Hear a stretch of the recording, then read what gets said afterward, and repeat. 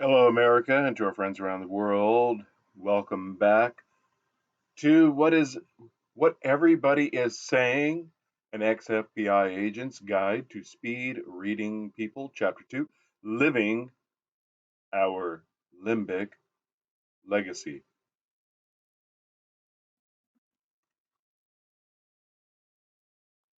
Take a moment and bite your lip. Really take a second and actually do it. Now, rub your forehead.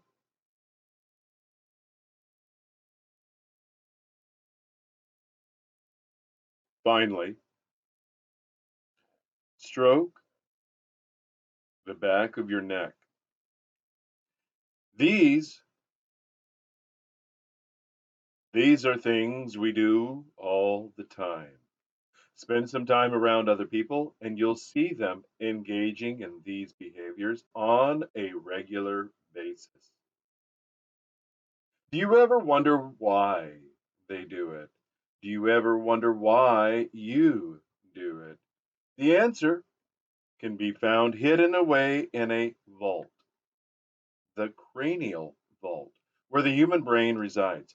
Once we learn why and how our brain recruits our body to express its emotions non-verbally, we'll also discover how to interpret these behaviors. So let's take a closer look inside that vault and examine the most amazing 3 pounds of matter found in the human body. Most people think of themselves as having one brain and recognize that the brain as the seat of their cognitive abilities. In reality, there are three brains inside the human skull. As a side note, I'll interject here. The way it's been described to me as a trinary, tri as in tricycle, TRI, N as in November, ARY as in Yankee. Trinary brain, and it's composed of the reptilian, mammalian, and the prefrontal cortex. The prefrontal cortex. The big brain part, the part that makes your forehead go big, big. Anyway, reptile. It's based off, if I'm not mistaken, an evolutionary model that as brains were incorporated, that survival, was, all it knew to do. The reptilian, reptile portion, the stem, and then the freeze, flight, and fight of the mammal came next, and the neocortex, the prefrontal cortex, the evolved Homo sapiens sapien. So let's get back into what he's got to say about this, uh, because he's more learned on it than I am, because I'm actually just kind of having fun recounting things that I've learned over the years. All right. Inside the human skull, each performing specialized functions that work together as the command and control center that regulates everything our body does. Back in 1952, a pioneering scientist named Paul MacLean began to speak of the human brain as a triune brain. All right, I said trinary, he says triune, consisting of a reptilian stem brain, a mammalian limbic brain, and a human neocortex brain. See diagram of the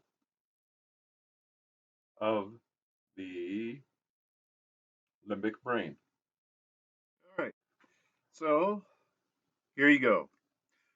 You've got your neocortex. Now, this is a profile view of the brain. All right, and what that means is, consider you have a butcher knife and you're doing an exam, and with precise aim, you cut it cleanly at the midpoint. This is how you would see it. So at the base is where it connects to the spinal cord. Right above that are two labels, one on the left, one on the right. One is reptilian brain, and the other is cerebellum.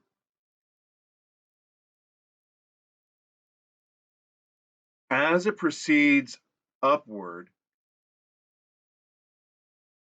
at the 8 o'clock is the amygdala.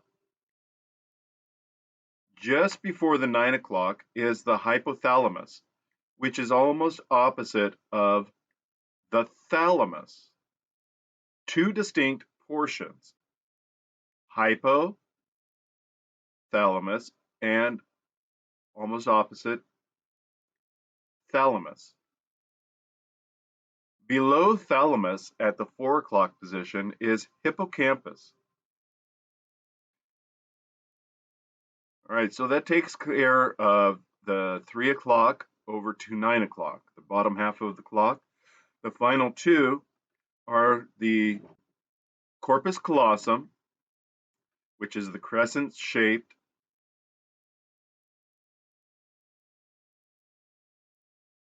pointing from around, I don't know, 2 o'clock, and then neocortex around 10 o'clock pointing to the front, the prefrontal cortex area.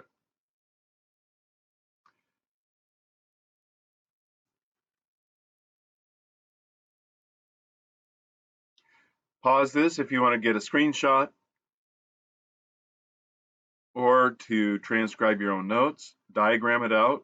As I've often expressed, autodidact actions increase your memory. And by drawing it out and labeling it, it's going to be more familiar to you. You're going to be able to have more recall. Where did we leave off? It said to do insert C diagram of the limbic brain. In this book, we will be concentrating on the limbic system of the brain, the part MacLean called the mammalian brain.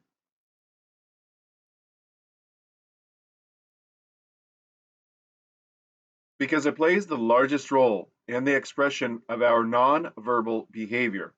However, we will use our neocortex, our human brain or thinking brain, to analyze critically the limbic reactions of those around us in order to decode what other people are thinking, feeling, or intending. Ledoux, 1996, pages 184 through 189. Goldman, 1995, pages 10 through 21. Again, I just want to interject. This is part of the reason that people will have difficulty making up their mind or seemingly do something without reason, without cause, or without motivation. And that's because of the different levels of how the brain operates. Right off the bat, each of us is unique. The folds of the brain are unique to each of us as our, fingerprints and, DNA. But beyond that,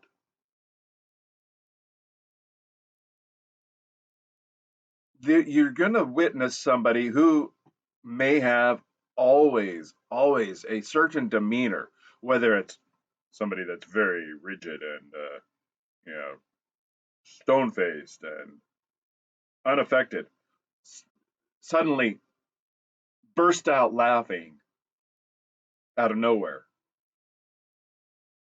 And it catches you so off guard because it's not part of who you perceived them to be. Now, I'm oversimplifying this, the trinary brain, the triune brain, But what I'm trying to elaborate, what I'm trying to demonstrate is that even on our individual level, we sometimes will struggle. You often hear about it. Somebody who is attempting to become motivated, the classic, oh, if I could just quit smoking, quit drinking, lose weight, oh my gosh, life would be so much better. And I'm not attempting to mock anybody who has struggled with that, but it's the trinary, the triune brain that plagues one's ability to do such a thing. Think about it this way: if your reptilian brain is based upon survival, that means acquiring resources to keep yourself sustained through nutrition. You're going against the most primal aspect of one's nature to refrain from eating when you know that 5 feet, 20 feet away from you is an abundance of resources, whether in a cabinet, refrigerator, in a basket on a counter. It doesn't matter. It's that you are combating, no matter your view on the history of humanity, you're combating anywhere from 10,000 to what, 1 million years worth of development. Furthermore, dropping a vice such as drinking and drugs or something of that nature, that goes into the mammalian, the limbic, and that is emotional responses. Again, dieting is sometimes considered a coping mechanism in terms of emotional eating, smoking when triggered by an emotional response, drinking to handle the stresses that were caused by one's unwillingness to deal with the emotions directly. I'm going to incorporate a personal anecdote that I came across decades ago. I was a big individual, and you know, I I ate well, but I played well. I was varsity in sports in high school.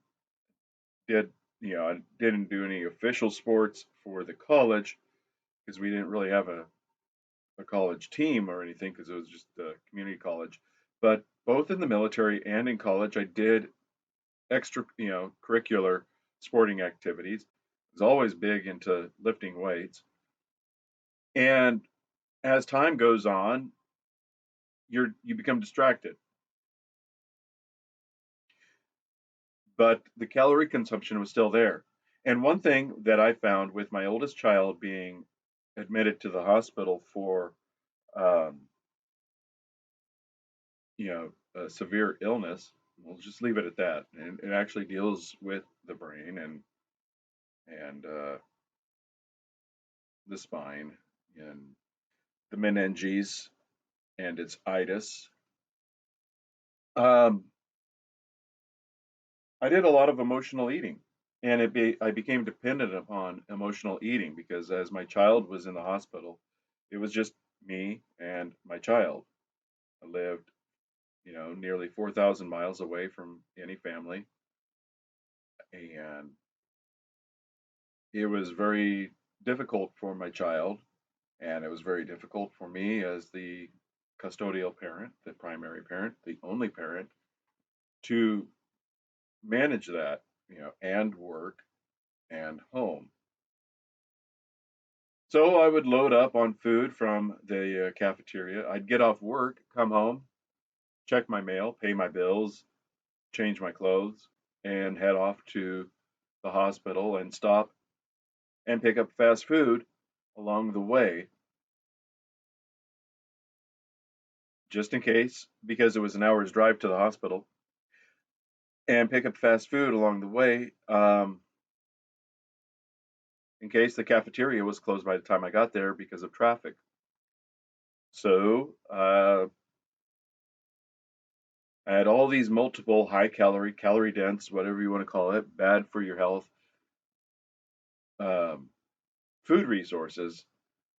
And I used them to cope with the emotional trauma of what was going on for the several months that my child was in the hospital.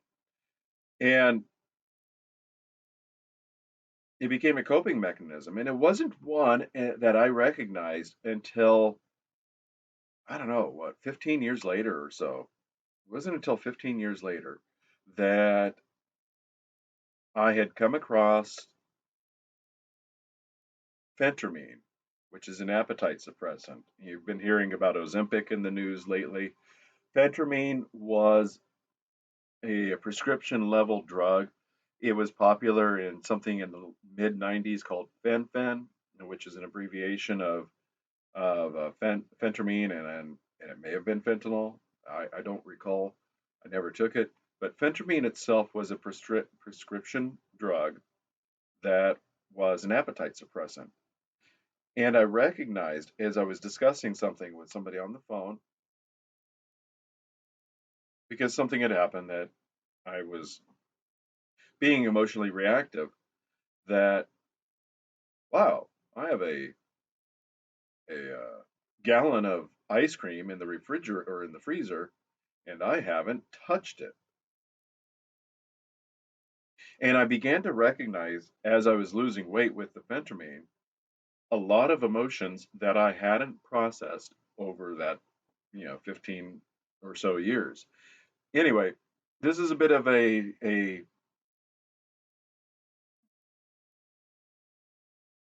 uh, you know, digression, from the topic, but it is something that I want to be able to relate to you, is that the reptilian is the survival, the ability to maintain sustenance and acquire resources. And the reason that people have difficulties with weight loss is because it's twofold.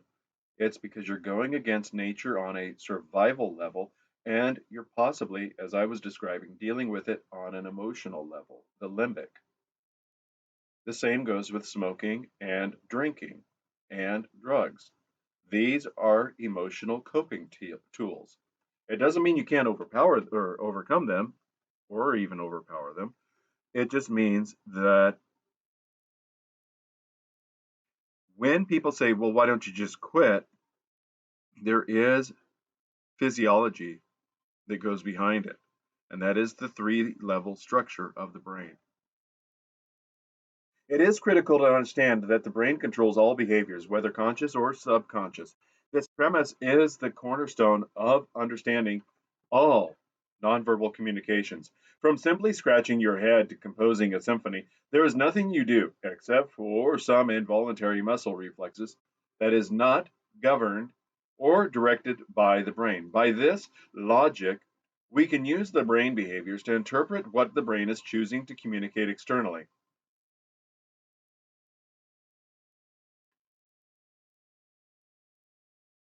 And as an additional side note, about a decade ago, maybe a little more, maybe 15 years ago, it was discovered that the human body has an additional organ that had not been identified. And this is called mesentery. Mesentery is brain matter, full of neurons. Have you ever heard the expression, go with your gut? Of course, everybody's heard some version of it was a gut instinct. I a gut feeling. I went with my gut. What is it that the ancients knew that we had forgotten for so long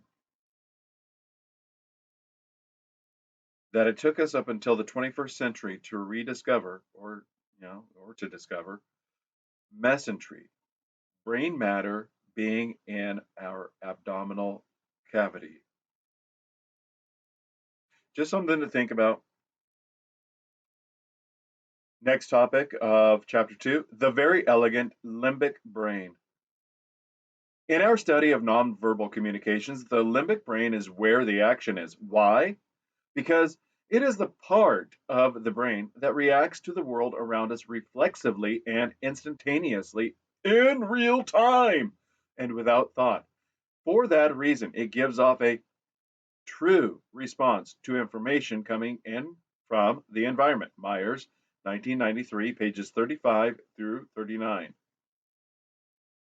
Because it is uniquely responsible for our survival, the limbic brain does not take breaks. It is always on. The limbic brain is also our emotional center. It is from there that signals go out to various other parts of the brain, which in turn orchestrate our behaviors as they relate to emotions or our survival. Ledoux, 1996, pages 104 through 137. These behaviors can be observed and decoded as they manifest physically in our feet, torso, arms, hands, and faces. And where else have we been covering things that deal with emotional responses? The behavioral table of elements from Chase Hughes' Ellipsis training. Here's the full periodic table that I've been covering over the last several weeks. As you can see, the neonish blue are the 7 universal microexpressions you have in column 2, happiness. Then you have in column 5 at the top of that row, sadness, or excuse me, surprise. And then you move all the way over to column 11 and to the end, sadness, disgust, fear, contempt, and anger. We've covered a variety of these, and you can pause this, enhance it, and print it out for yourself, if you need be, as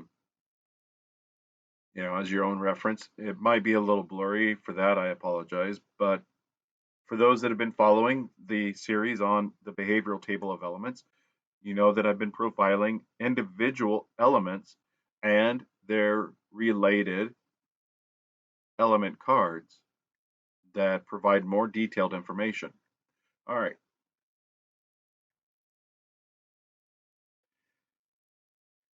These limbic survival responses go back not only to our own infancy, but also our ancestry as a human species. They are hardwired into our nervous system, making them difficult to disguise or eliminate. I've talked about that. Remember, I was just talking about that as to the motivations behind people struggling with various things, such as addictions and weight loss. And that also goes into developing good and or bad habits. All right. Like trying to suppress a startle response even when we anticipate a loud noise, therefore it is axiomatic that limbic behaviors are honest and reliable behaviors. They are true manifestations of our thoughts, feelings, and intentions. Anybody that's read the Tom Clancy novels know that Tom Clancy, before he died, wrote very, very detailed novels. I mean, we're talking what, 500, 600 page books. Without Remorse, I can't recall, but I think that was one of the shorter books, maybe Cardinal of the Kremlin. But one of the books, it was after Clear and Present Danger, because Jack Ryan and John Clark went to a widow's home, and somebody that was in competition with Jack Ryan's character in the novel hired a team to get dirt on Ryan so that she could take advantage of this dirt to unseat Ryan's character as, if not CIA director, then the National Security Advisor. I can't recall. It's been a long time since I read it. But as they're going, as they're interacting with the widow, her team member hits the horn on a vehicle that they're conducting surveillance.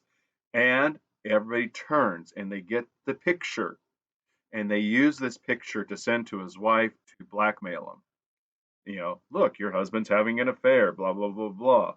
And we, the reader, already know what's going on. But when you watch the news and you hear of certain things, the natural reaction is to assign guilt based off of shaming language. And we'll cover social engineering eventually and how that all works. But keep in mind, I spent a long time trying to desensitize myself to the use of a horn that now I question whether or not it has been a practical exercise, because a horn is also a tool used to warn somebody of danger, right? Train horns. We're rolling down the track, get off the track. And the same thing with somebody that may be out of control trying to alert somebody. Or even on the golf course, yelling for, announcing to take cover. So be wary of desensitizing yourself to these limbic responses. It can be done, but at what cost? The yawn exercise is another example. If you don't yawn when other people yawn, they're going to think that you're sociopathic. But what you're maybe doing is conditioning yourself so that when you're conducting surveillance, your target doesn't expose you by doing the yawn game. All right. So therefore, it is axiomatic that limbic behaviors are honest and reliable behaviors. They are true manifestations of our thoughts, feelings, and intentions. The third part of our brain is a relatively recent addition to the cranial vault. Thus, it is called the neocortex, meaning new brain. Neo, if you're not aware, means new in Latin. This part of our brain is also known as the human, or the thinking, or intellectual brain, because it is responsible for higher order cognition and memory. This is the part of the brain that distinguishes us from the other mammals due to the large amount of its mass. Cortex used for thinking. This is the brain that got us to the moon. Yes, I know that's a debate still for some people.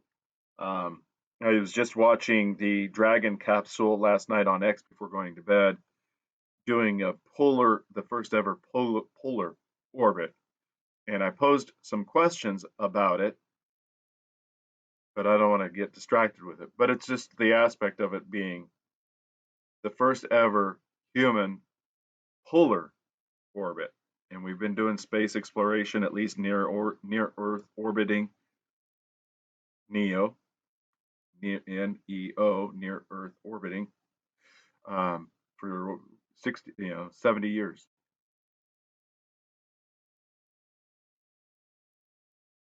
With its ability to compute, analyze, and got an insert.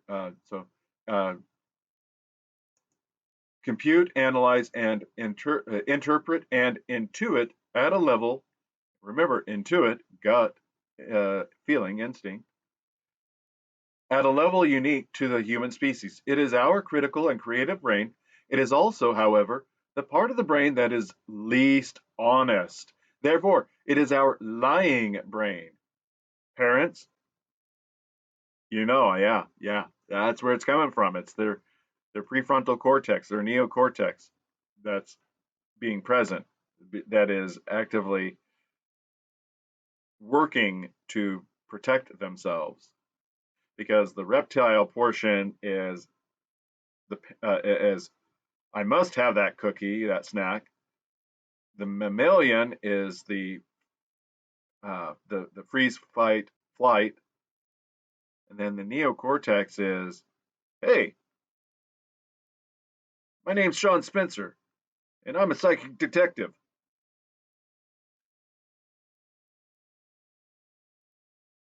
Because it is capable of complex thought, this brain, unlike its limbic counterpart, is the least reliable of the three major brain components. This is the brain that can deceive, and it deceives often. Vrij, that's V as in Victor, R as in Romeo, I as in India, J as in Juliet, and 2003, pages 1 through 17. Returning to our earlier example, while the limbic system may compel the millennial bomber to sweat profusely while being questioned by the customs officer, the neocortex is quite capable of allowing him to lie about his true sentiments. The thinking part of the brain, which is the part that governs our speech, specifically Broca's area, could cause the bomber to say, "I have no explosives in the car," should the officer inquire as to what is in his automobile, even if that claim is an utter falsehood. The neocortex can easily permit us to tell a friend that we like her new haircut when we, in fact, do not. Or it can facilitate the very convincing statement, "I did not have sexual relations with that woman, Miss Lewinsky." I know, it's terrible. I wasn't expecting to use it, so I wasn't prepared to. Because the neocortex, the thinking brain, is capable of dishonesty, it is not a good source of reliable or accurate information. It's an abbreviation, OST, O is in Oscar, S is in Sierra, T is in Tango, 2006, pages 259 through 291. In summary, when it comes to revealing honest nonverbal behaviors that help us read people, the limbic system is the holy grail of body language. Thus, this is the area of the brain where we want to focus our attention. All right, there's an insert, box 7, and it's titled Head hyphen ing, head ing off a bomber. Since the limbic part of our brain cannot be cognitively regulated, the behaviors it generates should be given greater importance when interpreting nonverbal communications. You can use your thoughts to try to disguise your true emotions all you want, but the limbic system will self regulate and give off clues. Observing these alarm reactions and knowing that they are honest and significant is extremely important. It can even save lives. An example of this occurred in December of 1999 when an alert U.S. Customs officer thwarted a terrorist who came to be known as the Millennial Bomber. Noting the nervousness and excessive sweating of Ahmad Rissam as he entered the United States from Canada, Officer Diana Dean asked him to step out of his car for further questioning. At that point, Rissam attempted to flee but was soon captured. In his car, officers found explosives and timing devices. I believe this was in Blaine, Washington, and because of the place that I worked at, we were given security access to the information. Everybody was paranoid about Y2K and all that back then. All for naught, but but it was because of due diligence such as this that we're detailing here. The nervousness and sweating that Officer Dean observed were regulated in the brain as a response to immense stress.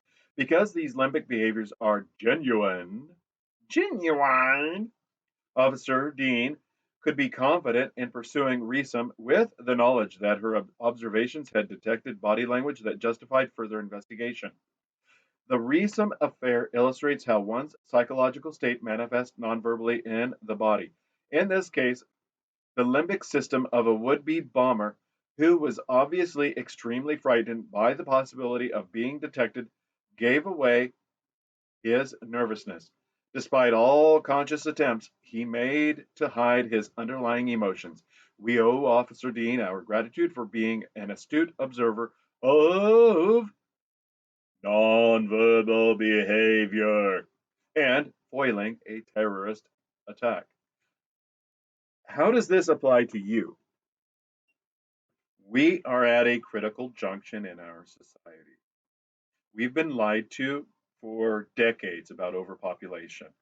Now we're finding out that the Western world in particular and it's more extensive than just the Western world. And when I say Western world, yes, I'm including South Korea, Japan, Australia, North America, Western Europe in that, but it extends beyond those locales, and that is population decline, declining birth rates. I have my opinions on it, and I know that my opinions do not cover all of the aspects. It is a very, very, very strategic operation that's been designed for decades. And if you catch any of my other videos, I think the information is pretty well established that what my opinion is on this. But if we're going to correct course, and without getting into the weeds of needing to fix the legal system, one of the biggest issues is approach anxiety that men often exhibit when wanting to interact with a woman whom he's attracted.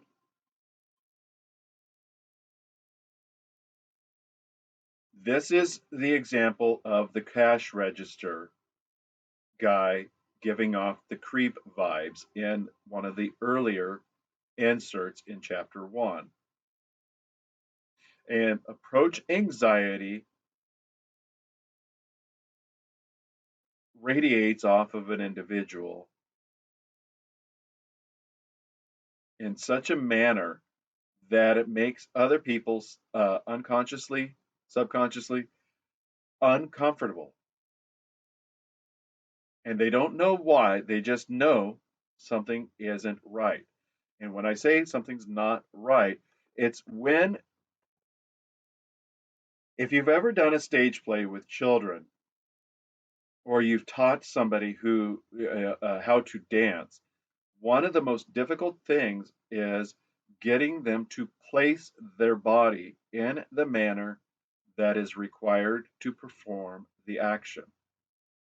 Even in sports, when playing football, if you don't have your 3 point stance on the line, you're going to be knocked over more easily.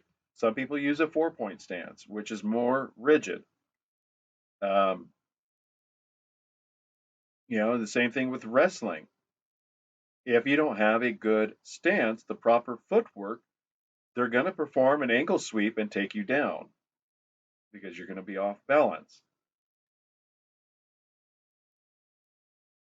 If you're not in alignment, if your body's not in alignment with what you're doing, you're going to give off subtle cues that say to everybody around you, one of these things is not like the other. I don't want to dwell on approach anxiety too much right now because we're getting into near 40 minutes. But I do want to emphasize that you're going to, the mammalian brain is going to kick in and they're going to assign that man with approach anxiety the same level of danger as the millennial bomber. This is evident with Angela Burimova, whom I've covered. I don't recall his name offhand. I'm not connected to the internet, so it probably won't pop up. No, it does pop up. So Angela Burimova, 20 years old, filed false police report. She pled guilty in January of uh, what's his name? Daniel. Just, do it the easy way. Control F is your friend on documents. There it is. Daniel Pearson. In my opinion, Daniel Pearson needs to sue her and her family into oblivion so that their great grandchildren and her siblings' great grandchildren don't have a dime to their name. And the same goes for the arresting officers and the police department that held him for 31 days.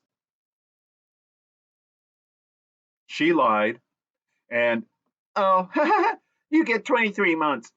You know, the 17 or the dozen misdemeanors of which she was initially charged potentially had her being sentenced up to 17 years. And now she's getting less than 2 years for ruining this man's life. Yeah. I'm not saying that, all right, USAID is being defunded. Right now is the perfect time for contract work to be hired out. And I don't know how much would, how much is something such as a Buramova worth? She's scum of the earth. I think that somebody should do society a favor and make certain that she never leaves prison. She is a virus. She weaponized the entire community. She weaponized the courts. She weaponized law enforcement. She weaponized the local law enforcement agency. She weaponized the media. He was deprived of his liberty. His family was deprived of their father and their husband for a month. She doesn't deserve to be released. She doesn't deserve to exist. That virus is contaminating the rest of society. That virus, that is Angela Buramova, is the reason for the population decline. And our society won't recover so long as we don't remove these cancers from it.